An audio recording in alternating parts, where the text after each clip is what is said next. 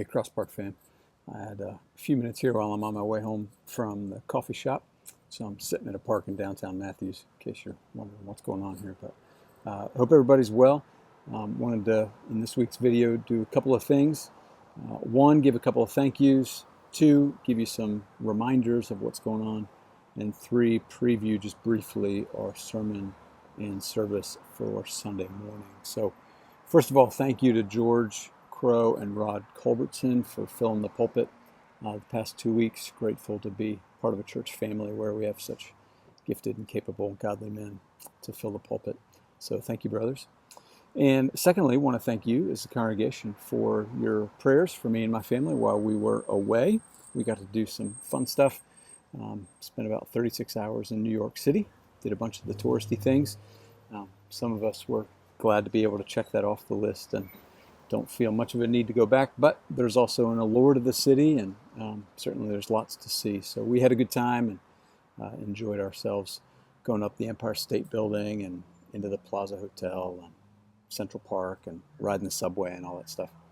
A highlight was I got to preach at Woodside Community Church in Queens, which Pastor Hardy has preached there as well in the past, and that is because Trish Hardy's brother is the pastor of that church. So Matt was and his wife Melissa were very generous to us, let us stay at their house in Queens, and then I got to preach at his church on Sunday morning, which was a real treat. I've preached in New York City now, which is kind of cool. So then we had about a week with my family, my dad and siblings, and the cousins and grandchildren, great-grandchildren, all of that. So we had a good time in Western Massachusetts for about a week, and then got to see Sarah's family as well. So it was a good about 10 days away for us, and we're now back in the saddle and glad to be back here in Matthews and Charlotte. So thank you for praying for us. Also, thank you for continuing to pray for the Hardys and their sabbatical. At this point, they're about halfway through their sabbatical. So keep praying for Jeff, Trish, and the girls that this would be a season of refreshment and renewal for them. A couple of reminders for you about some upcoming events. All this stuff is in the weekly email, so it may seem redundant, but just to get it on your radar screen in another format. Men's prayer is this Saturday at 7 a.m. at the house on Hemby. We meet every third Saturday of the month.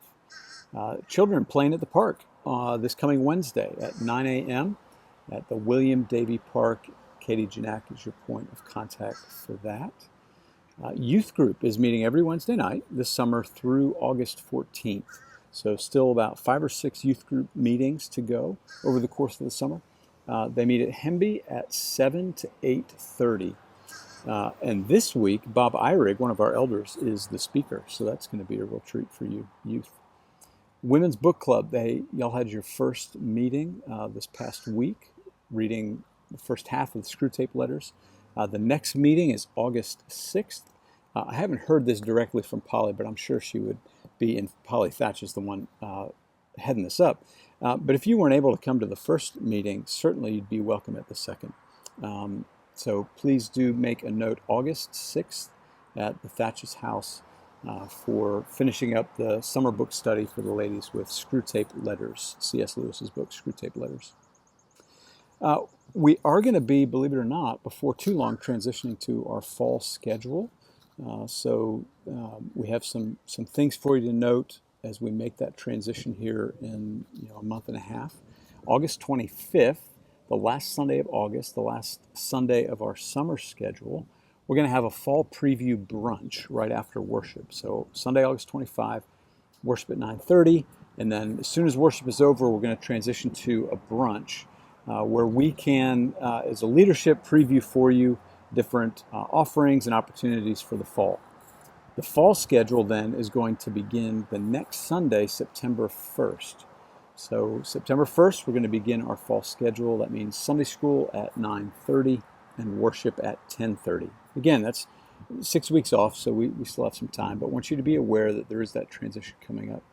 As well as part of that transition, fall is a great time to get plugged into a Thrive group if you're not already a part of a life group, which are our co-ed family groups, or a men's group, or a women's Bible study. Fall is a great time to get plugged in. We'll have some new ones on offer, And for those that have just taken a break for the summer, they'll get plugged. They'll start back up, and there's always room for more folks. So there will be some interest. There are links to the interest forms for those various Thrive groups in your weekly emails. Keep an eye out for that. And if you have any questions about any of that, reach out. We'd love to help however we can. Women, your retreat is coming up September 27, 28, 29. That's a ways out, but you need to know about that now because early registration ends the end of July. So July 31 is the last day for early registration for that fall retreat. And there's a financial discount to that. So ladies, get registered. The link is in the email. Now, for worship this Sunday, 9:30 at Hemby, we're going to be looking at Psalm 142. Psalm 142. And it's another lament. Another lament from David. And honestly, this week it seems appropriate to me. We've got a lot to lament, a lot to grieve in our individual lives, in our life as a church, in our nation, in our world. There's lots to grieve, lots to lament. And maybe even this week, even within the last 48 hours, a number of our brothers and sisters in our church have lost family members. Their beloved have passed away. There's a lot to grieve. There's sadness. How do we do that well? What does it look like to mourn, to lament faithfully? One way to say it is how do we complain Christianly? How do we faithfully lament? That's what we're going to be thinking about together on Sunday morning. We'll see a number of aspects of what faithful lament looks like. But by way of preview, these first two verses of Psalm 142. With my voice, I cry out to the Lord. With my voice, I plead for mercy to the Lord. I pour out my complaint before Him. I tell my trouble before Him. That's the intro to the psalm. And then from there, David lays out some specifics of his situation. But those first two verses give us sort of a script, a form that we can follow as we are in the midst of trouble, hardship, difficulty of whatever kind. With my voice, I cry out to the Lord. With my voice, I plead for mercy to the Lord. I pour out my complaint before Him. I tell my trouble before Him. So we're going to consider Psalm 142 together on Sunday morning. What does faithful lament look like? What can it mean to complain Christianly? Beloved, I hope to see you Sunday morning in worship. Until then, or until we meet again, grace and peace are yours in Jesus.